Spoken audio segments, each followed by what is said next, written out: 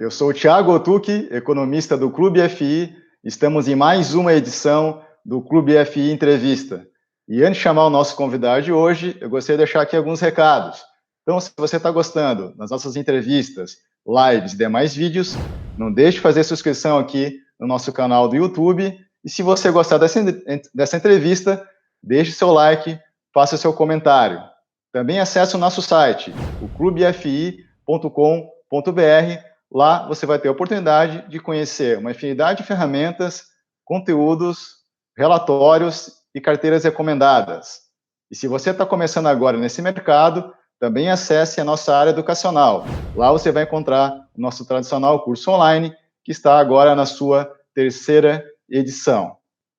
Bom, o nosso convidado de hoje é o Carlos Martins, que é sócio e gestor de fundos imobiliários da Quineia. Tudo certo aí, Carlos? Olá, tudo bem? Bom, primeiro, obrigado pelo convite. É um prazer estar aqui dividindo um pouquinho o que está acontecendo com os fundos da casa. E sempre é bom dividir um pouco as nossas visões aqui e o que a gente está vendo de desafio aí no meio dessa turbulência que a gente está vivendo nesse momento. Então tá certo, Carlos. Então o Clube FI agradece a tua primeira entrevista aqui no nosso programa. Eu também gostaria de agradecer aqui ao Ivan Simão, né, que é o RI da Quineia, né, por ter ajudado a gente na produção dessa entrevista. E fico feliz porque a gente já havia conversado desde o GRI do ano passado, né, que foi final de agosto, início de setembro. A gente já tinha trocado e-mail para ver uma janela de oportunidade. Então fico feliz que hoje a gente conseguiu concretizar aqui a nossa entrevista, dado que a Quineia é uma gestora importante aí no nosso mercado. E, Carlos, como a sua primeira entrevista, sei que muita gente já te conhece, mas importante, né? Gostaria que você falasse, então, um pouco sobre a Quineia, né, a área imobiliária, né, e um pouco também da tua experiência profissional. Bacana. Bom, na verdade, eu trabalhei no mercado financeiro quase a minha carreira inteira, no Bank Boston, e quando o banco foi vendido em 2006 para o Itaú, eu comecei a participar junto com um outro sócio da Quineia, que hoje é o CEO, da montagem de um business de investimentos alternativos, e esse projeto acabou virando a Quineia, que é uma empresa 80% do Itaú, 20% dos sócios, e aí hoje o nosso desenho é uma empresa que tem um sócio tocando cada um dos negócios. Eu sou o sócio responsável pelos fundos imobiliários que a gente chama de equity, tem um outro sócio que cuida dos fundos de dívida, e a gente ainda tem uma pessoa cuidando de multimercados, que é uma outra estratégia que a gente tem em previdência, um sócio cuidando de infraestrutura e mais um grupo cuidando de private equity. E o CEO é o único sócio que ele não tem uma estratégia específica, ele participa de todos os negócios. Hoje a gente é uma empresa de mais ou menos 64 bi de ativos sob gestão, começamos em 2007, em novembro de 2007, temos mais ou menos 100 colaboradores, e a área imobiliária, unindo aí todos os nossos produtos, hoje a gente tem aproximadamente 14 bi de ativos sob gestão. Os 3 maiores fundos da Bolsa são fundos gerenciados por nós, e são fundos de valor de mercado aproximado, 4 bi cada um deles, 2 de CRI e 1 a gente chama dos fundos de tijolo, e temos uma base bastante diversificada. E hoje temos uma equipe lá que a gente gosta sempre de enfatizar, são 25 pessoas dedicadas à área imobiliária da Quineia, que acho que a gente, na formação da empresa, uma empresa, apesar de associada ao Itaú, ela é bastante independente. No dia a dia, a gente fica num escritório separado, o Itaú acompanha a empresa via o conselho de administração. Então, a gente ainda é uma empresa pequena em número de pessoas, mas tenho na área imobiliária um time bastante imobiliário, né? Eu sempre falo que isso aqui é um negócio de disciplina financeira com conhecimento imobiliário. Como o background dos sócios originais é mais financeiro, eu trouxe uma equipe bastante imobiliária que vieram das principais casas aí do mercado, que nos ajuda no dia a dia a lidar aí com os desafios dos negócios, assim. E hoje, na área imobiliária, a gente tem 4 grandes estratégias. A gente tem a estratégia de crédito, a estratégia de tijolo para renda de aluguel, que é o KNRI 11. A gente tem uma estratégia de Fund of Funds, que tem o CAFOF e alguns fundos exclusivos que têm mais ou menos a mesma estratégia. E a gente tem uma estratégia de desenvolvimento imobiliário que a gente faz co-investimento com incorporadores locais, assim. E cada negócio aqui tem um time específico tocando, que cada um você precisa de uma especialização e um conhecimento detalhado daquela estratégia, então a gente vai montando os times por estratégia. Esse é um pouquinho da nossa história aqui. Então tá certo, Carlos. Antes de a gente entrar aqui no fundo que você falou, né, o principal fundo, que é o Quiné Renda Imobiliária. Gostaria de falar um pouco mais do segmento corporativo, né, que é o foco de vocês. Lá no evento, né, do GRI no ano passado, foi em final de agosto, né, início de setembro, você participou lá de um painel com outros gestores, né, falando exatamente sobre o segmento corporativo, e naquele momento você falou que após um ciclo, que era um ciclo desafiador, né, dos últimos anos, né, falando lá de 2015, 2016, né, que existia então um excesso de oferta, quer dizer, era um mercado muito mais pró-inquilino, né, e que naquele momento então já estava claro que existia uma mudança de cenário para um cenário, principalmente nas regiões nobres de São Paulo, um cenário já mais favorável aos proprietários, no sentido que você teria já uma redução de vacância e uma gradual elevação dos aluguéis até acima da inflação, né? Então você comentou isso.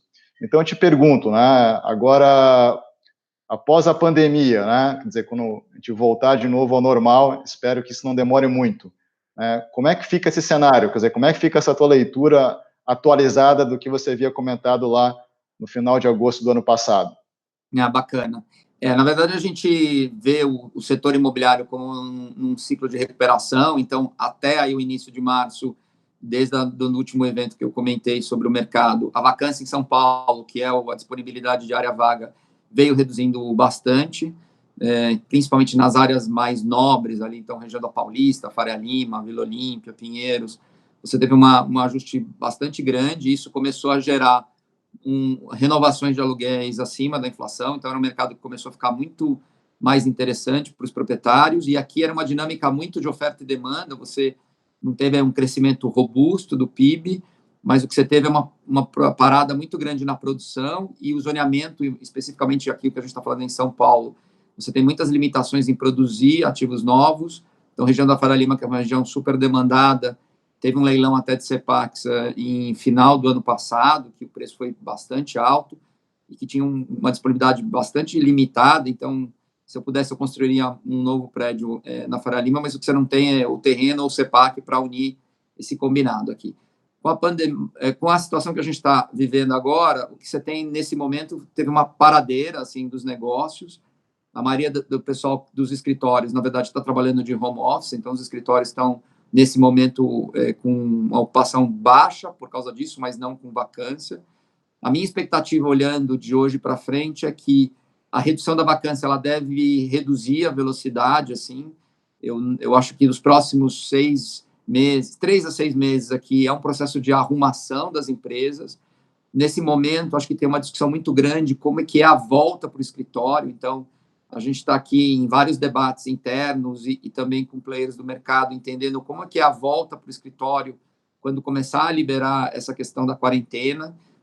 Não acho que as empresas, os protocolos estão indicando que, primeiro, a gente vai ter que adotar como proprietários uma série de ajustes de operação, então, uma limpeza mais severa, mais controle na entrada, áreas comuns, como é que a gente vai lidar com isso. E eu acho que mesmo os escritórios ainda vão manter a ocupação num nível baixo aqui. Então, eu acho que do ponto de vista de expansão, eu não vejo as empresas com muita velocidade querendo alugar aí ao longo de 2020. Então, eu acho que a vacância ela vai ficar um pouco de lado.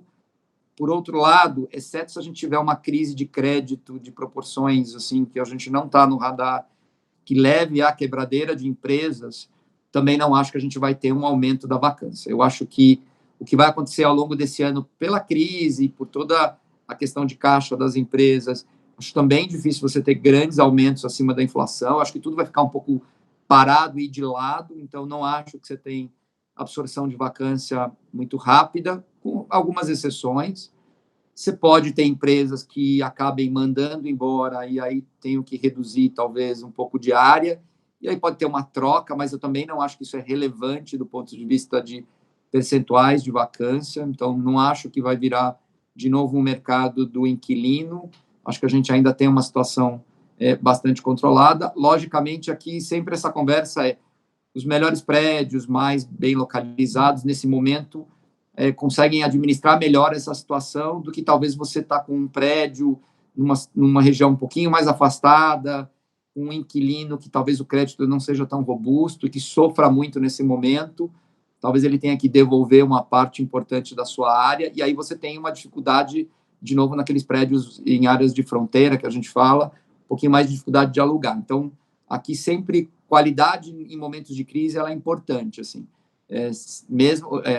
Ter inquilinos de boa qualidade para que os teus inquilinos consigam sobreviver a ciclos difíceis, e se por algum motivo algum deles tiver que fazer um ajuste de estrutura e de tamanho, você ter ativos bem localizados, porque são os primeiros que voltam em qualquer momento que você tenha uma retomada do mercado. Mas a gente não está prevendo aqui, né, um desastre relevante na parte de escritórios. Assim. Logística era alguma coisa que vinha vindo também, mas, na verdade, toda essa mudança para o e-commerce, para as áreas mais próximas de São Paulo, que a gente está vendo é que tem uma demanda até marginal aqui, porque tem muitas empresas que tinham talvez uma operação pequena de e-commerce, agora tudo virou para o e-commerce, e assim, acho que a gente vai ter uma grande mudança de hábitos aqui de compra, então acho que o e-commerce ele antecipou alguns anos aí a dinâmica de as pessoas usarem esse veículo para adquirir, não acho que ele também tem impactos gigantescos sobre a dinâmica das empresas, mas eu acho que para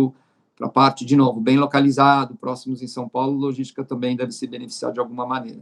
Mas acho difícil você ter grandes subidas de preço, pelo menos ao longo de 2020, que é um período que a gente ainda não sabe a magnitude, mas você deve ter um ajuste negativo importante aí no PIB. Acho que tudo agora fica para 2021, sujeito aí ao que acontecer com a economia.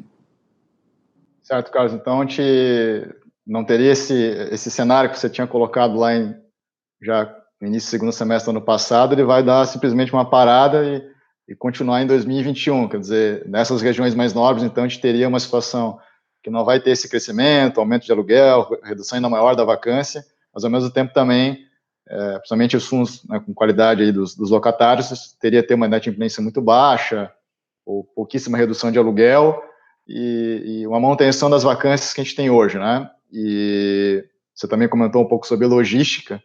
A gente vai depois poder falar um pouquinho mais ali adiante. E até vou antecipar aqui um comentário que você falou das adaptações em relação da volta, né? Dessa quarentena, né, principalmente aí em São Paulo, né, onde a situação está se agravando. Então, possivelmente esses protocolos vão ter que ser bastante rígidos. Mas o pessoal agora também está comentando a seguinte questão, né? Até que ponto essa quarentena prolongada, ela não vai mudar hábitos, como você falou do e-commerce, né? Que poderia mudar também a questão do mercado imobiliário, que é a ideia do home office. Tal. E o artigo bem interessante que eu li exatamente hoje, estava comentando até um aspecto que eu gostaria da tua opinião, que seria até positivo para o mercado corporativo, no sentido de que agora você tem uma concentração maior. Não, para cada pessoa que trabalha naquela laje, você teria ali um espaço de 5 metros quadrados. Agora a pessoa já está falando que vai ter no mínimo entre 8 até 10 metros quadrados. Então, o incorporador estava comentando que pode ser até que aumente depois da demanda por espaços, porque aquele mesmo número de pessoas vai demandar espaços em termos de metros quadrados maiores, né? E também a questão de algumas empresas, até de tecnologia, estão comentando que a experiência do home office ela não é tão interessante assim, porque ela dá uma travada nesse processo de comunicação e principalmente trabalhos que envolvam criatividade, né? Então, você também concorda nessa linha que, de repente, pós-pandemia até pode ser positivo para o mercado corporativo? Esse é um debate grande, assim, você tem aqui defensores das duas teses, assim, eu acho que a socialização, ela é importante, e aí quando eu olho para o Brasil, porque também tem questões de características locais, assim, a gente é uma população, a gente tem por característica essa coisa do socializar, é importante para o brasileiro. Então, acho que mesmo no ambiente de trabalho é importante ele estar convivendo com outras pessoas, trocando, acho que é um pouco da nossa dinâmica de trabalho. Eu acho que todo mundo, e eu acho que quando você está junto, assim, no caso da Quiné, a gente está todo mundo 100% de casa, está funcionando bem, assim, a infraestrutura é muito boa. Eu acho que, na verdade, ela desmistificou um pouco essa coisa do home office, então empurrou todo mundo, mesmo quem não queria viver a experiência de trabalhar em casa. Eu acho que isso foi positivo, mas também tem que lembrar, assim, que quem tem filhos pequenos tem uma dinâmica, às vezes, de casa que não é factível trabalhar o dia inteiro em casa, porque os filhos, às vezes, atrapalham, então tem essa dinâmica. Acho que essa falta de dividir um pouco no escritório, Então, eu sou mais da linha que, à medida, talvez temporariamente, a gente ainda tenha um uso mais pesado do home office. Eu acho que em algumas atividades as pessoas vão se sentir um pouco mais confortáveis de talvez trabalhar um dia na semana de casa, então acho que isso desmistifica, mas eu não acho que o impacto é gigantesco, assim, porque você vai continuar tendo necessidade de ter as pessoas. Quando eu olho as empresas de inovação, as techs, assim, são todas empresas que as pessoas trabalham em notes, em qualquer lugar, e você vê todas elas tentando trabalhar junto, porque tem uma questão de criação de cultura, de trocar ideias. Assim, por mais que a tecnologia seja boa, por mais que eu toque aqui rapidamente consigo falar com a pessoa do outro lado, nada como estar num salão onde está todo mundo junto, que você debate ali uma maior dinâmica. Então, eu sou mais da linha, assim, que momentaneamente a gente pode ter um volume menor de pessoas por causa dessa questão da limitação da socialização, mas eu acho que no Brasil, especificamente, as pessoas sentem falta de estar no escritório, fora essas dinâmicas pessoais, de não estar um lugar, talvez, putz, mora num apartamento muito pequeno, a pessoa quer estar num lugar mais amplo, tem as realidades de família. Então, assim, eu acho que o impacto, ele é pequeno, dado essas características. Então, eu ainda... E, logicamente, assim, sempre tem que lembrar que os ativos melhores deveriam performar melhor aqui. Talvez o que a gente tenha de mudanças é assim, a gente, por exemplo, tem lá um site que a gente paga aluguel, porque se acontecer alguma coisa com o nosso site principal, nosso imóvel principal, a gente pode operar de um outro site alternativo. Então, é o nosso site de contingência. Talvez hoje uma pergunta para se fazer, será que a minha contingência não é a minha própria casa? Está testado que a infraestrutura funciona, tudo funciona, então talvez esse imóvel, que normalmente não é um imóvel que está numa região cara, um imóvel que está numa região um pouco mais barata, que fica lá todo fechado, só para com mesas e energia tal. Você chega lá, pluga o seu note, talvez eu não preciso estar mais lá, eu posso estar na própria residência, e aí por uma questão de governança, você tem que testar pelo menos uma vez por mês se tudo funciona bem no dia que precisar efetivamente. Então, para mim não é muito evidente essa coisa da troca, principalmente quando você fala do Brasil, assim, que eu acho que a gente tem necessidade, a gente sente que as pessoas muito incomodadas em ficar em casa há muito tempo, porque querem trocar, querem socializar, e eu acho que no trabalho isso também é importante. Sim, tem esse fator cultural do brasileiro que tem se levado em consideração. E, Carlos, o foco era São Paulo, né, o mercado corporativo, e o mercado do Rio de Janeiro. Quer dizer, você também tinha comentado naquela época que o mercado vinha se recuperando, mas bem atrás do mercado de São Paulo, né? Havia um grande atraso. E como é que fica essa perspectiva? Quer dizer, já era desafiadora, né? Então, como é que fica a perspectiva a partir de agora do Rio? Quer dizer, aumentou muito o risco ou você acha que agora é um momento, de repente, claro, pode ter um risco maior, mas no longo prazo vale a pena por um retorno maior? A gente tem exposição no Rio de Janeiro, assim, o que a gente vê é um mercado que começou a movimentar bastante nos últimos meses, assim, mas ele vem atrasando. A gente mesmo tinha uma expectativa que ele tivesse respondido melhor ao longo de 2019. A gente até comentou em alguma das nossas cartas de gestão. E o que a gente vê é que o Rio de Janeiro ele tem ainda uma característica adicional. Ele é muito dependente da indústria de oil and gas, aqui de petróleo, que também é uma indústria que vem sofrendo pela pandemia, e não só pela questão da demanda, mas também pela questão da produção e a briga entre os produtores. Então, o efeito prático é que muitos investimentos que estavam planejados aos preços do petróleo hoje começam a ser engavetados ou postergados, e para o Rio de Janeiro, especificamente, o que acontece na indústria de petróleo ela é muito importante. Então, a gente tinha uma expectativa que essa indústria fosse deslanchar, gerar muitos investimentos, e toda vez novos campos, a gente tem contratação de muitas empresas, multinacionais vêm para o Brasil, esse pessoal começa a demandar locação de espaço para juntar uma série de engenheiros, e tem uma cadeia muito longa. O que eu acredito agora que vai acontecer é que você vai prolongar esse processo de recuperação, porque agora você tem a crise mundial e brasileira, e ainda potencializado aqui pela questão do petróleo. Então, acho que o Rio de Janeiro, a gente não está vendo uma destruição, acho que ele não andou para trás, mas acho que o processo de recuperação ele se alonga mais. Assim como São Paulo, a gente também tem arrasta um pouco para frente essa questão de retomar subidas de aluguel e tudo mais, e mesmo redução da vacância que vinha num ritmo bastante interessante. Acho que no Rio esse processo fica um pouco mais longo aqui. De novo, tudo depende o que acontece de novo com crédito, com o PIB, efetivamente, se a gente consegue entrar 21 já com uma expectativa de PIB mais positivo. Mas acho que o Rio fica mais atrás, tem mais desafios. No nosso caso, a gente está um pouco mais tranquilo, porque a gente está em áreas... Zona Sul do Rio é uma área melhor, você tem pouca concorrência, então você acaba conseguindo se defender melhor. Em algumas áreas da cidade do Rio de Janeiro, a concorrência é pior, e aí você tem muita guerra de preços e tal, que acaba te obrigando, se você quiser, locar. Assim. Mas acho que o Rio vai atrasar um pouquinho mais essa recuperação do mercado imobiliário como um todo, apesar da movimentação e das vacâncias que foram reduzidas ao longo dos meses, mas agora deu uma certa parada, assim, com raras exceções de ouvir aí de alguma observação de área que já estava num processo muito avançado, não teve muito como voltar atrás. O Rio de Janeiro também, como você falou, as regiões são bem heterogêneas, né? Uma coisa é a Zona Sul, né, que não está com um cenário tão ruim assim, outra coisa é o centro ou Barra da Tijuca, né? Exatamente. E Carlos, toda gestora tem o seu processo, o seu modelo, né? Ou essa palavra da moda, o mindset, né? Quer dizer, então o mercado estava num ritmo, né? Então vocês possivelmente tinham um modelo de gestão que agora a princípio o mundo mudou, né? Com esse choque, né? Do que a gente está até discutindo aqui, até alguns fatores culturais que podem, né, privilegiar alguns segmentos em relação aos outros.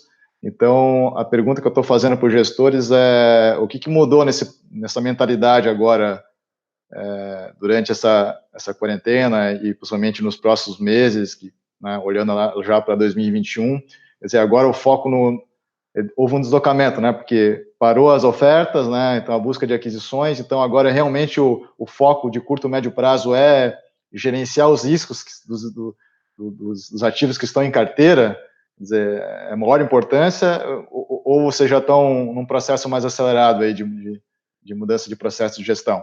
Bacana essa pergunta. Na verdade, como a gente tem um time bastante robusto, hoje a gente tem gente de locação, gente de originação, então, na verdade, a gente continua tocando, assim, acho que a filosofia do fundo, que é uma filosofia de preservação de capital, de trazer a menor oscilação de dividendos, assim, a gente foi aprendendo, e é um processo de aprendizado, o fundo tem 10 anos, no caso do KNR11, que é o nosso fundo listado mais longo, que o investidor, na verdade, pelo menos o nosso investidor, ou que comprava o nosso produto, ele tinha uma preocupação muito grande com distribuição de dividendos. Então, a vol na cota ninguém gosta, mas também está fora do nosso controle aqui. Onde a gente atua muito para tentar extrair o maior valor e trazer a maior previsibilidade de dividendos. Assim. Então, essa filosofia ela não muda muito. Né? Então, o que a gente foi fazendo é sempre comprar controle dos ativos. Né? Os ativos demandam investimentos, a gente gosta de mandar nos ativos, tem uma equipe lá olhando toda a parte de property que a gente fala. Né? Então,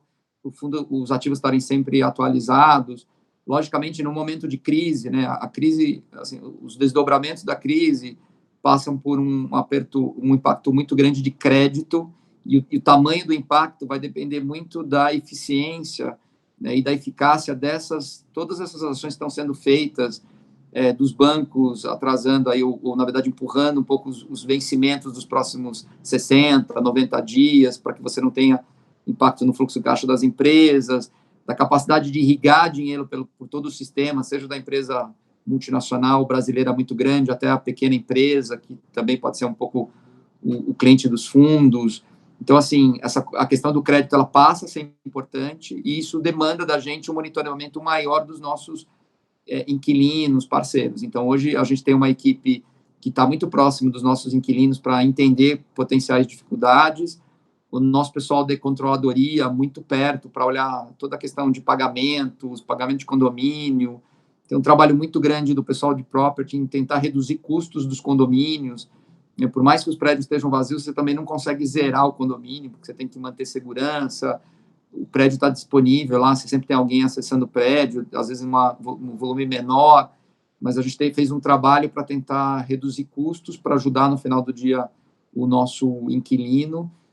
Então, e tem os protocolos que a gente tem comentado, e a gente até tem aproveitado para acelerar alguns investimentos que a gente ia fazer físicos nos prédios, aproveitando até esse momento que o prédio está mais vazio e tal. É uma coisa que a gente faz, assim, olha com muito cuidado essa questão de investimentos, é importante para manter os prédios atualizados, para atender avanços da legislação, a legislação vai mudando, então você tem que fazer adaptações, a gente acha isso muito importante, assim.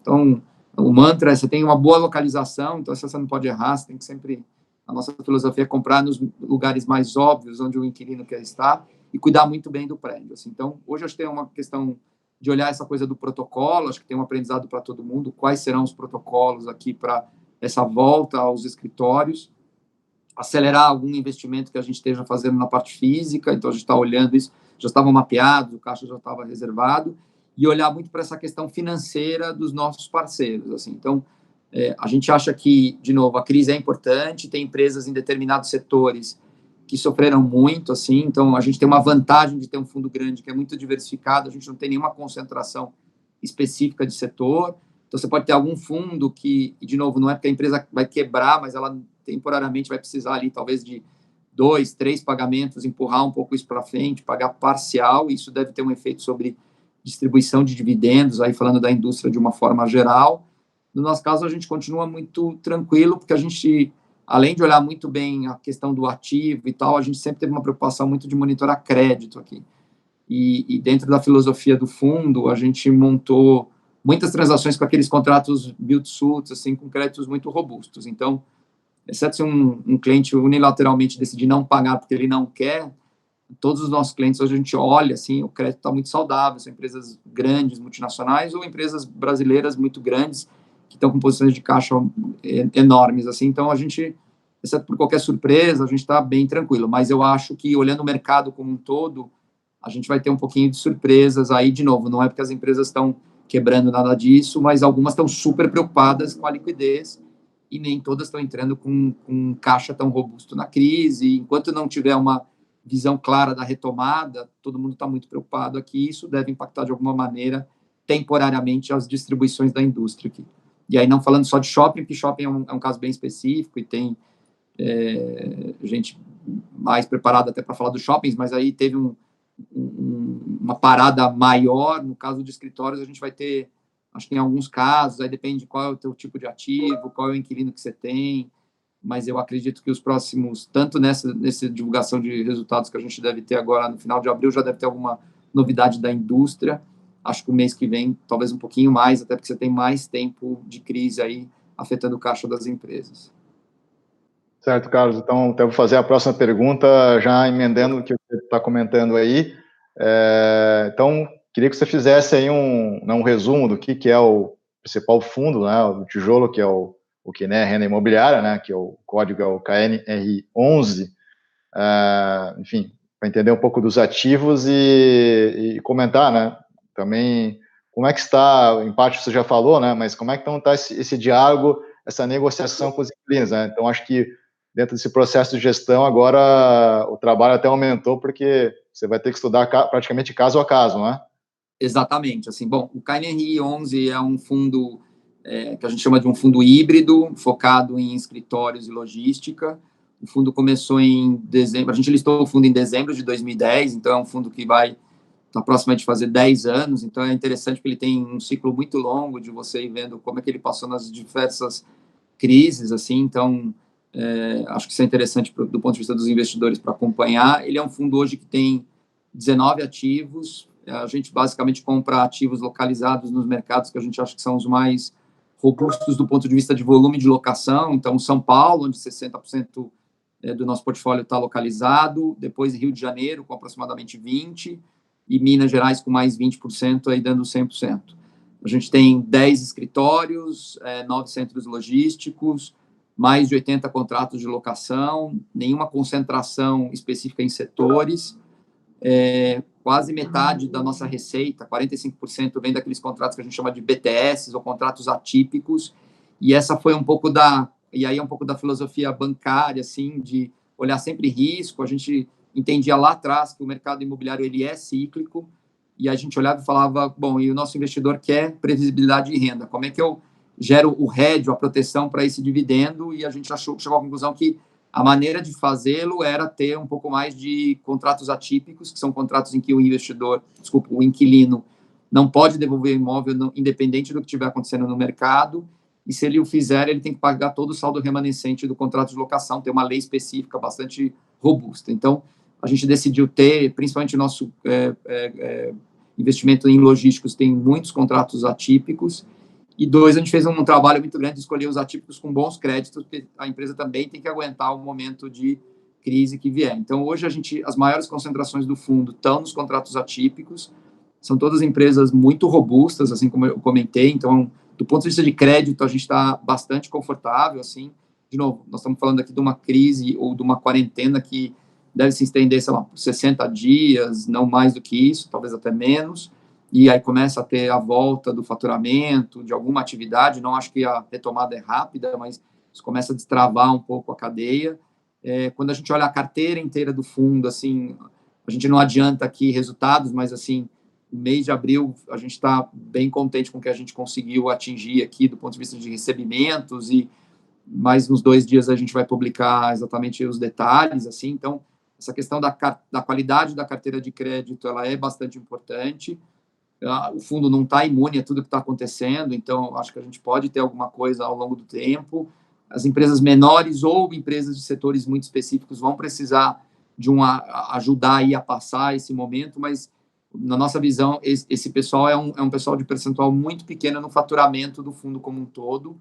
Então, de novo, a gente aqui tem uma responsabilidade fiduciária muito grande, então a gente não é que o inquilino chega lá pedindo um desconto, assim, tem toda uma análise, entender efetivamente que a empresa foi impactada, tem uma discussão grande em comitês, mas a gente está próximo, né? Essa é uma vantagem de ter uma equipe grande, então a gente tem bastante gente para falar com inquilinos, tem bastante gente acompanhando aí os recebimentos, então, assim, acho que a gente está preparado, ou melhor preparado que a média, para passar pela crise por essas características, um fundo robusto, sem grandes concentrações, com percentual relevante desses contratos atípicos, que isso é importante, e com uma carteira bastante saudável de crédito aqui. Logicamente, de novo, o meu cenário está aqui que, em algum tempo, a gente começa a destravar essa quarentena e as empresas começam a faturar, não está no meu radar aqui eu ter um shutdown aqui, um tempo muito grande de fechamento no varejo e tal, porque a gente tem grandes varejistas na nossa carteira. Mas as empresas estão muito saudáveis, assim, fizeram a sua lição de casa, estão com bastante caixa, exatamente para passar pelo período. Assim. Então, a gente lá atrás fez um ajuste de dividendos antes de começar a crise, exatamente por essas questões que eu comentei. A gente tem uma vacância, né, e a vacância seria a maneira de reduzir e aumentar a distribuição.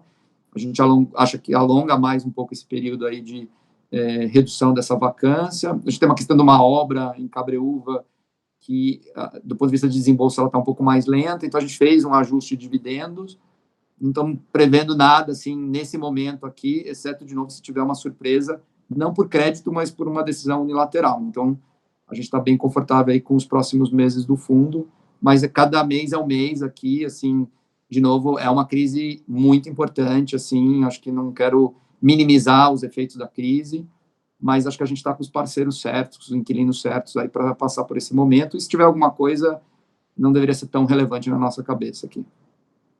É interessante, Carlos, né? Eu sempre comento os alunos, né, nos fóruns que eu tenho, troca de e-mail com os alunos do curso, né, que um dos principais elementos para você avaliar um fundo imobiliário, se você vai colocar ele na carteira, é a qualidade de gestão.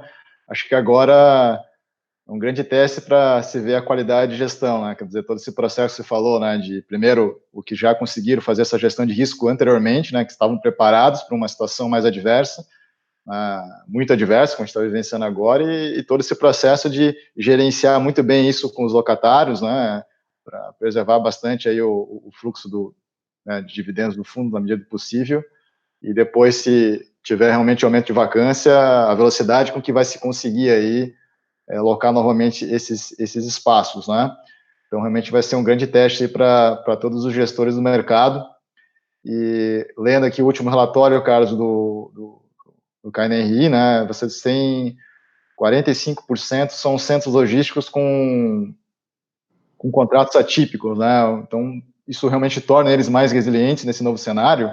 E até estava vendo uma pesquisa que possivelmente você participou, foi publicada essa semana pelo GRI, que é um termômetro do mercado, que tem a votação de todos os tomadores de decisões das incorporadoras, também da parte de gestão de fundos imobiliários, chamou a atenção as últimas perguntas ali, que eram específicas, né, de fundos imobiliários, e ali foi colocado qual é exceto, né, hotéis e shoppings, que é óbvio, né, qual seriam os outros segmentos que seriam mais impactados agora, né, por essa crise. O corporativo foi muito baixo, foi 16% só dos executivos, acho que vai ter um impacto grande no setor corporativo, e galpão logístico está lá 0%, e o industrial acho que bem pouquinho, com 6%. Né? Então, nesse sentido, o que nem a renda imobiliária, então, está bem posicionado. De novo, assim, eu sempre falo aqui, se você me perguntar assim, o que a gente acertou ao longo do tempo, assim, acho que a nossa tese era uma tese que nos momentos de crise ajudam, acho que fundos grandes, diversificação em investimentos é sempre assim, né?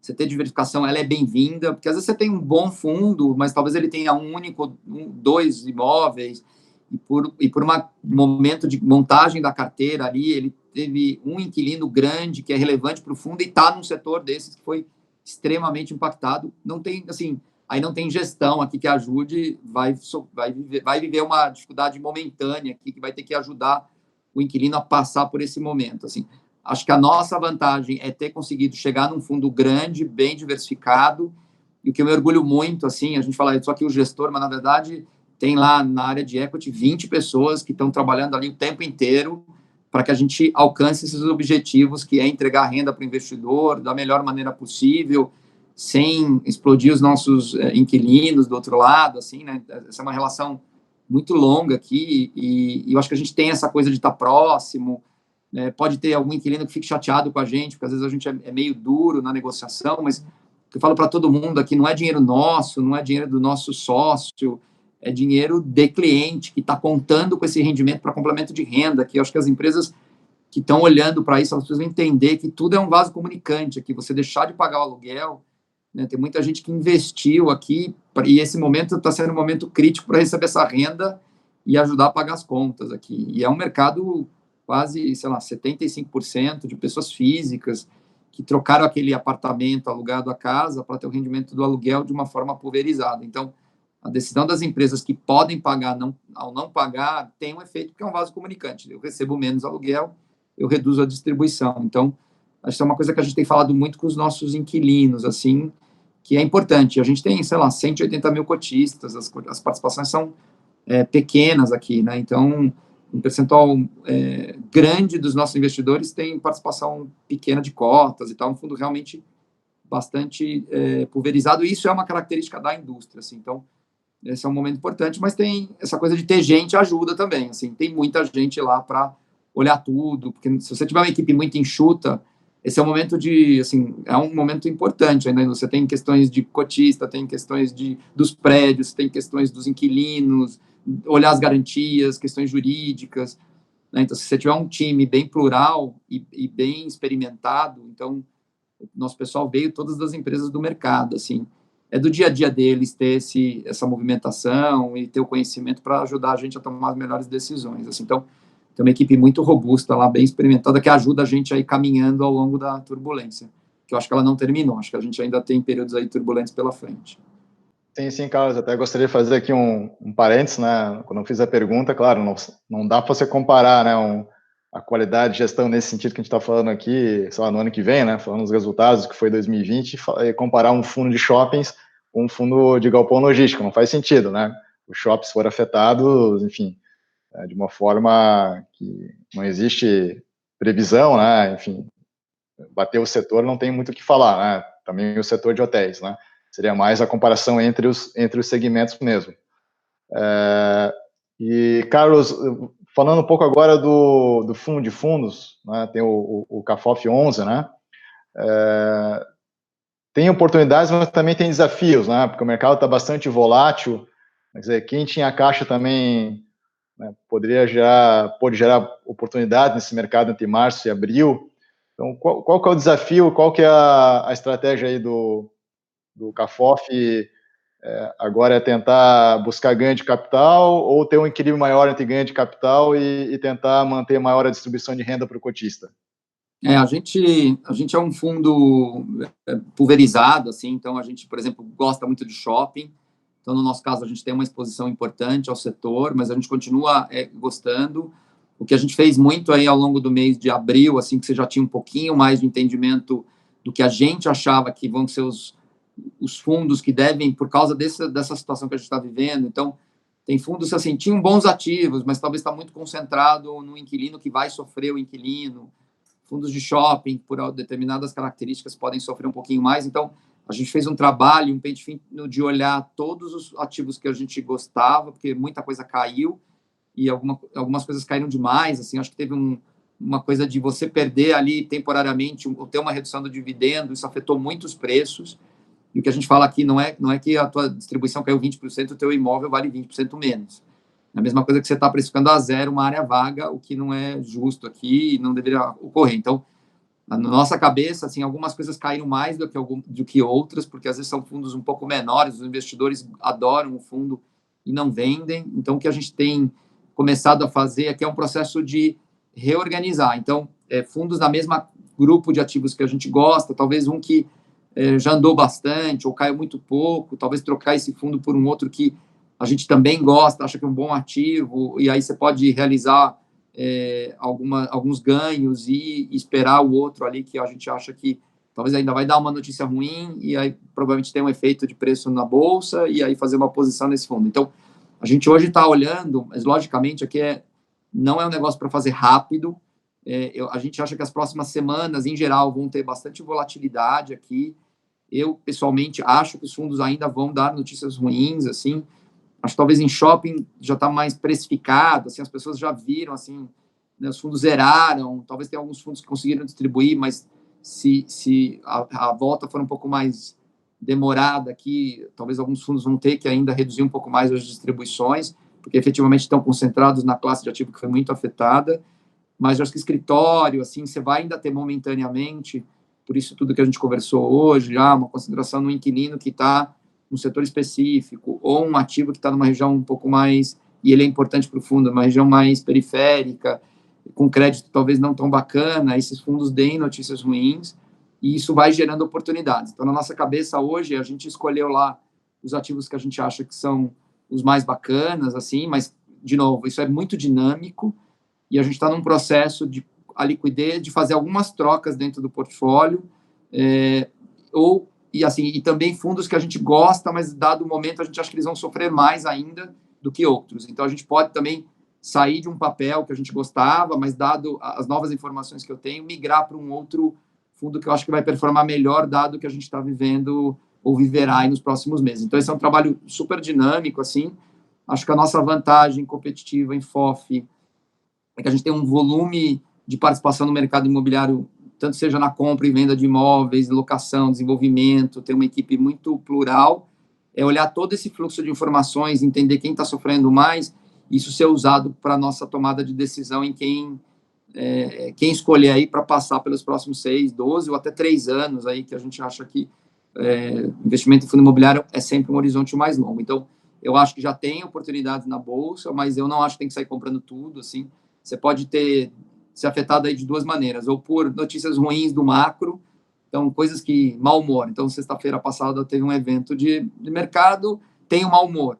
E aquilo ninguém estava esperando, ou mesmo estava esperando, você não sabe exatamente como vai acontecer, qual a magnitude do impacto, gera essas oportunidades para quem tem alguma liquidez. Às vezes é um momento, se você acredita muito no ativo, de fazer uma alocação nos ativos que você gosta. Então, esses momentos eu acho que eles vão continuar acontecendo. Isso, porque aqui é uma semana a semana, né? Se a quarentena está funcionando, se a gente está conseguindo ver a curva diminuir, se a gente consegue ter mais infra nos hospitais, tudo isso vai afetando, e os sinais da economia. Então, sinais piores vão afetar, e aí isso gera oportunidade, né? E sinais, de novo, notícias sobre a classe específica, de novo, que é essa questão aí da distribuição de dividendos. Então, na nossa cabeça é um momento, assim, para ter muita serenidade, assim.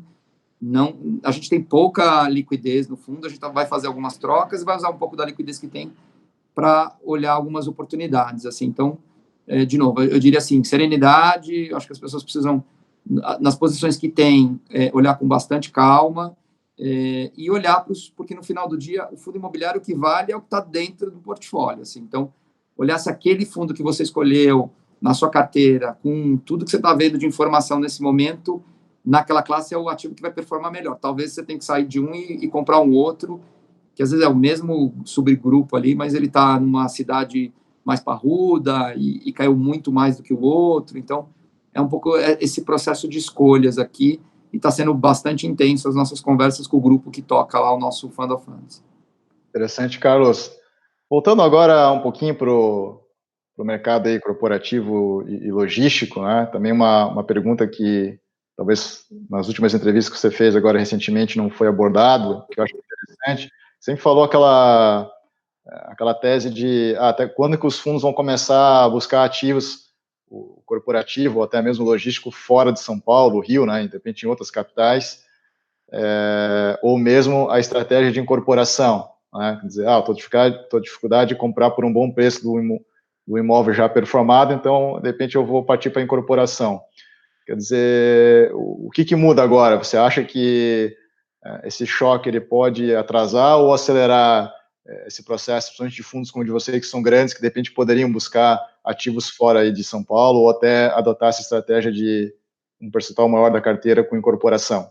Esse era eu acho particularmente assim que no futuro, à medida que os fundos fiquem maiores e mais diversificados, que você tenha talvez um percentual do teu portfólio sempre em desenvolvimento, porque o que acontece é que ativos prontos, bem localizados, você tem ali uma competição grande, porque quando o dinheiro é abundante, todo mundo quer os mesmos ativos, né? Então, se todo mundo puder escolher, iria para os melhores, os melhores inquilinos e tal, mas tem uma questão de preço. No nosso caso, pelo tamanho, a gente começou a mirar em ativos um pouco maiores, para você ter um pouquinho menos de competição, ou só caras muito grandes que estarem olhando ali, então você reduz um pouco, mas, de novo, essas coisas são dinâmicas, né?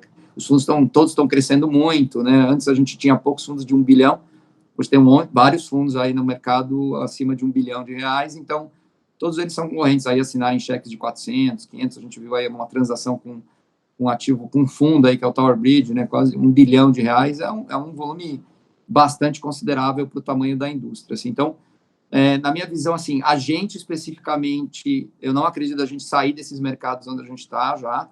Rio de Janeiro a gente gosta, mas dado a situação do mercado e dado o atraso, dificilmente a gente expandiria hoje a carteira, só se for um caso excepcional, talvez um BTS num preço que faça sentido, a gente entraria, porque aí tem todo um momento de atravessar esse ciclo, que pode ser longo. Acho pouco provável ter alguma coisa muito boa, assim, que a gente se anime a comprar. Minas Gerais, a gente comprou um ativo que a gente gosta e já conhecia há bastante tempo, que é uma torre corporativa em Belo Horizonte, em cima de um shopping center. A gente acha que foi uma boa compra, porque é um bom ativo, o preço de entrada foi interessante, ele estava praticamente totalmente locado, ele virou um ícone das empresas de tecnologia. Então, a gente acha que é um bom ativo, num preço, você olha custo de reposição hoje, de construção, e aí construção, o preço é mais ou menos igual em todos os lugares, o que muda muito é terreno. Então, a gente olha o preço, achou que era um preço interessante, diversificava, e um ativo já estabilizado. Tem uma dúvida hoje se a gente compraria um segundo ativo e tal, porque a gente tem uma preocupação muito grande. Como o nosso mandato lá é muito de geração de renda, a gente prefere estar em mercados mais robustos. Então, São Paulo, para a gente, ainda é o candidato, nesse momento, olhando o que está acontecendo, o target para fazer novas aquisições. A gente tem alguma liquidez dentro do caixa. Mas, por outro lado, a gente, por exemplo, fez lá esse ativo de Cabreúva, que tem a Renner como inquilino. Ele já é um pouco desse processo. Você fala, o que você prefere? Comprar alguma coisa para construir e depois entregar, ou comprar pronto? Do ponto de vista de dia a dia, é muito mais fácil comprar o pronto. O pronto você compra, não tem, né? Construir coisas no Brasil são desafiadores, assim. Como a gente tem lá uma tecnologia de investir há muitos anos, a gente começou, na verdade, a área imobiliária fazendo co-investimentos de desenvolvimento imobiliário.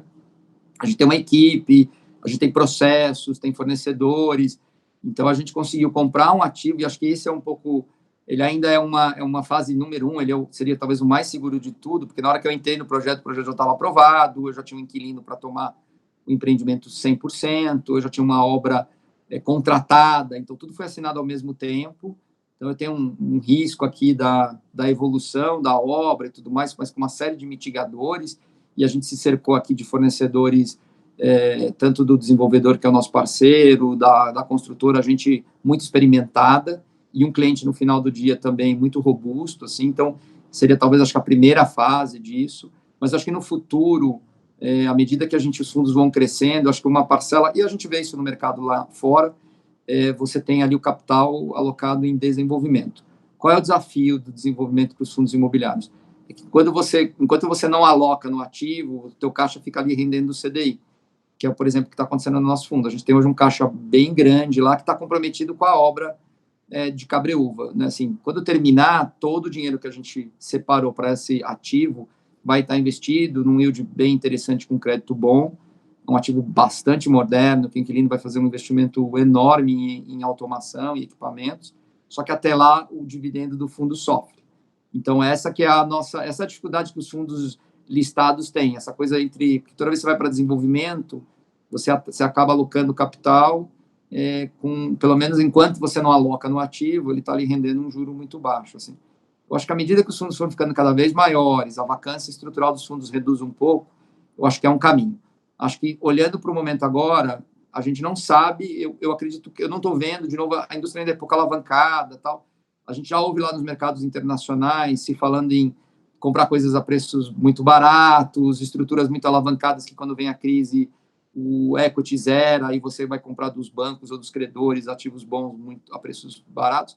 No Brasil, você não tem muito isso. Os fundos imobiliários são desalavancados, as empresas, muito do property está muito dos ativos, né, imobiliários, estão em famílias, que também alavancam um pouco, estão em fundos internacionais, que estão muito bem de crédito. Então, acho um pouco difícil você ter distress para comprar muito barato, assim. Então, acho que temporariamente, assim, você vai também ter um pouco menos de dinheiro disponível, até o mercado entender, de novo, onde está o patamar da atividade econômica, para onde está indo, com certeza, o mercado. Acho que você vai ficar um pouco, talvez, um gap aí de transações. A gente continua olhando sempre, assim, a gente é um comprador de São Paulo aqui, tanto em logística quanto em escritório. E olhando para nosso mantra, assim, coisas bem localizadas, boas histórias, bons ativos. Eu até posso comprar um ativo mais antigo, acho que a gente fez um exemplo disso, foi o São Luís, em São Paulo. A gente comprou um ativo que é mais antigo, mas uma localização espetacular, e a gente fez na conta ali, se um dia a gente quiser fazer um retrofit total, o preço que a gente estava pagando, mais um custo de obra, ainda faria muito sentido para aquela localização. Então, acho que é um pouco também disso que os fundos vão fazer, talvez comprar ativos mais antigos, mas que estejam operacionais, então estão gerando renda, e você vai fazendo as obras ao longo do tempo aí do ativo, com gente operando. É um pouco mais difícil, mas ele é possível de se fazer. Então, acho que todo mundo vai ter que... Acho que todo mundo está fazendo isso, né? Os gestores estão olhando fora da caixa, como gerar coisas importantes, interessantes, que atendam às expectativas de retorno dos investidores. Assim, o que eu não acredito que a gente vai fazer é ir para regiões que o mercado, às vezes, é pequeno, a gente tem uma preocupação muito grande de cuidar do ativo. Então, o nosso pessoal lá tem que visitar obrigatoriamente os ativos, não só o nosso cara de property, o nosso cara de inquilino, ele tem que visitar o inquilino, ele tem que visitar e devolver e falar, estive no prédio, achei que está mal cuidado, podia melhorar isso. Tudo isso me ajuda a fazer os investimentos do prédio. Então, todos nós lá temos a obrigação de... Fui ao Rio de Janeiro, dar uma passada num prédio nosso. Fui a Belo Horizonte, dar uma passada num ativo nosso, para acompanhar fora toda a dinâmica que o pessoal que cuida tem relatórios de monitoramento. Então, espalhar muito, isso dificulta muito mais. A gente está todo centralizado em São Paulo, com exceção do Rio de Janeiro, que a gente tem um pessoal cuidando lá dos nossos ativos, que é um mercado importante, desafiador, então a gente trouxe uma pessoa para ficar fisicamente no Rio, mas assim, você começa a ir muito longe e você não vai conseguir colocar muito dinheiro porque os mercados são pequenos. Então, dado isso, a gente prefere se manter aí nesses 3 estados e hoje uma preferência por São Paulo. O que você teria ainda maiores possibilidades é que a gente está vendo esse movimento dos shoppings, né, que, enfim, você tem shoppings bons em outras capitais distantes, né, então aqui em Santa Catarina tem já shoppings, né, que são de propriedade de fundos imobiliários, e dentro do foco de vocês, talvez também logística, né, enfim, aqui, pelo menos na região que eu conheço, talvez Navegantes, Itajaí, Joinville, tem bons ativos ali, com um certo grau de risco, um risco pequeno, né, mas como você falou, isso eu acho que em grande parte depende aí do tamanho do fundo, somente nessa parte de incorporação e desenvolvimento, para não ter esse descasamento muito grande aí, como você falou, da redução do dividendo para o cotista, né? Exatamente. Assim, o cotista, ele olha muito ainda para o dividendo para definir, porque para ele é essa coisa da composição da renda e tudo mais, então ele penaliza. Aí você já tem um fundo que tem alguma vacância, você ainda começa a alocar muito capital em coisas novas, E ainda no nosso caso, assim, é uma obra logística que, se você tiver as aprovações todas prontas, assim, é uma obra mais rápida, assim. Uma obra você pode conseguir fazer um galpão em 10 meses, se for uma coisa um pouco mais complexa, um pouco mais. No escritório, fácil, você vai levar uns 3 anos entre obra e conseguir o habite, e depois você precisa começar a alugar. Então, tem um desafio aí, mas acho que, de novo, é um aprendizado dessa indústria, assim. Acho que tudo é uma evolução. A gente, lá no começo, eram os fundos monoativos, depois migrou para as estratégias, que é um jeito dos fundos crescerem, serem mais líquidos, mais diversificados. Toda vez que a gente vê essas crises, esses mantras, eles são importantes, assim, mais diversificado consegue diluir mais riscos específicos, porque cada crise afeta alguém diferentemente, assim. O ideal é difícil você falar, vou acertar qual é o setor que vai ser afetado na próxima crise. O ideal é você ter nenhum setor na sua carteira que seja tão relevante que vai te impactar relevantemente. Pode impactar um pouco, mas não de uma forma relevante. Então, acho que esse é o mantra de tudo que se fala em investimentos, né? Certo, Carlos. Então, chegamos aqui na parte final da entrevista, né? Enfim, então, como de praxe aqui também no programa, eu gostaria então que você fizesse as suas considerações finais para a gente poder encerrar a entrevista. Bacana. Bom, primeiro eu quero agradecer a oportunidade. A gente gosta bastante de dividir um pouco o que a gente acredita e dividir um pouquinho do que está acontecendo com os nossos fundos e até contar um pouco desse dia a dia que, às vezes, no relatório não aparece. Então, num vídeo, numa conversa, é bacana contar para as pessoas conhecerem um pouquinho do que acontece lá dentro de casa. Então, acho que isso é bem positivo. Do ponto de vista de mercado, assim, que eu diria para os investidores de forma geral, não só em relação ao nosso fundo, mas ao mercado, ter muita serenidade. Assim, a gente ainda vai viver momentos aí de volatilidade grande, eu não tenho muita dúvida disso. Tem que estar preparado tanto para a volatilidade das cotas, ainda um pouco de notícia ruim nos dividendos, assim, mas tem que olhar para o que está dentro dos fundos, notícias, ler os relatórios, usar todo mundo que está aí, os independentes que estão, por exemplo, aqui falando com os gestores, ouvir as opiniões também para ajudar nesse processo. Assim, não acho que é um processo fácil, acho que essa crise que a gente está vivendo e os efeitos futuros, eles são importantes, assim, difícil ainda saber o tamanho, mas, de novo, serenidade aqui, tentar deixar o emocional de lado, eu sei que é difícil, mas faz parte desse processo aí de aprendizado para todo mundo. E obrigado novamente. Então tá certo, Carlos. Então, a gente agradece novamente a tua primeira participação. Espero que a gente possa logo mais estar conversando de novo, né? Já estou agendando ali com o Flávio para falar sobre os fundos de papel da Quineia. Então é isso daí. Então, um grande abraço e até a próxima oportunidade aí. Obrigado e sucesso aí. E saúde para todos nós, né? Exatamente. Então, para a nossa audiência também, um grande abraço e até o próximo programa.